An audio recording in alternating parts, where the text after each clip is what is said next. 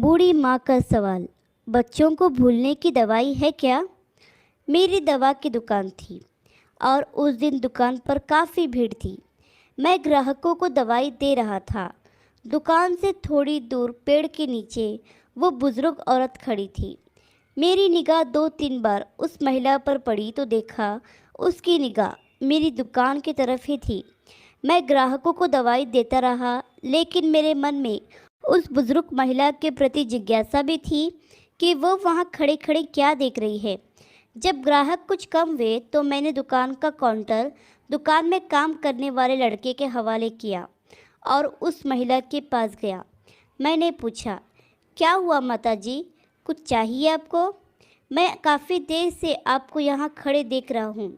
गर्मी भी काफ़ी है, इसलिए सोचा चलो मैं ही आपसे पूछ लेता हूँ, आपको क्या चाहिए? बुजुर्ग महिला इस सवाल पर कुछ सकपका सी गई। फिर हिम्मत जुटाकर उसने पूछा, बेटा काफ़ी दिन हो गए, मेरे दो बेटे हैं, दोनों दूसरे शहर में रहते हैं। हर बार गर्मी की छुट्टियों में बच्चों के साथ मिलने आ जाते हैं।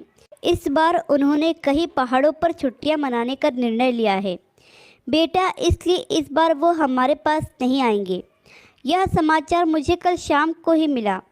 कल सारी रात ये बात सोच सोचकर परेशान रही, एक मिनट भी सो नहीं सकी।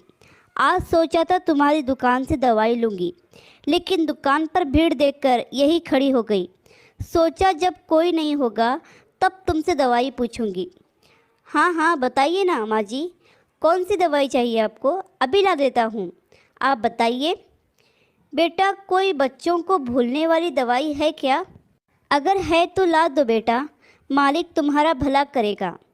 इससे आगे के शब्द सुनने की मेरी हिम्मत ही न थी। मेरे कान सुन्न हो चुके थे।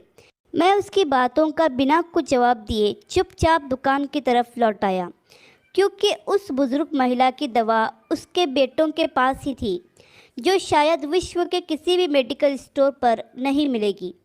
अब मैं काउंटर के पीछे खड़ा था। मन में विचारों की आंधी चल रही थी, लेकिन मैं उस पेड़ के नीचे खड़ी उस माँ से नज़रें भी नहीं मिला पा रहा था। मेरी भरी दुकान भी उस महिला के लिए खाली थी। मैं कितना असहाय था, या तो ये मैं जानता था या मेरा भगवान।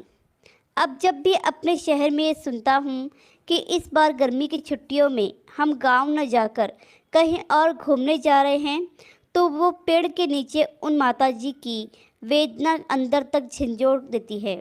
यह कहानी जो संसार में माँ के प्रेम की वेदना का एहसास करा रही है। आशा करती हूँ कि कहानी आपको पसंद आई होगी। कहानी पसंद आई हो तो लाइक, सब्सक्राइब और शेयर करें, और इस कहानी पर आपकी क्या राय है हमें कमेंट करके ज़रूर बताएं।